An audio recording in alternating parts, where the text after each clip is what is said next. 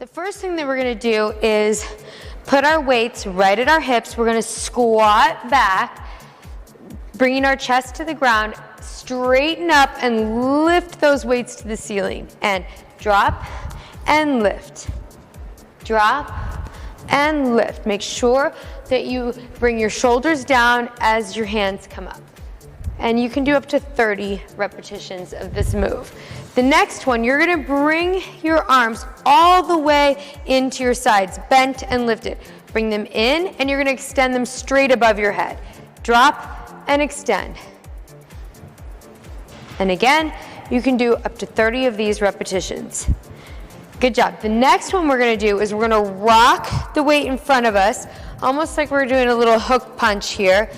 Swing it back and then bring it straight out in front of us. So 1, 2, notice my weight transfer, 3, straighten up, 4, and 5. Good job. And the last one, we're gonna take both of our weights and put them in our right hand. We're gonna reach at a diagonal to the ground. We're shifting our weight onto our left foot as we extend our right arm up to a high V. So dip and lift. Dip, lift. 4 and 5. Good job. That move you can do 20 of on each side. Great job.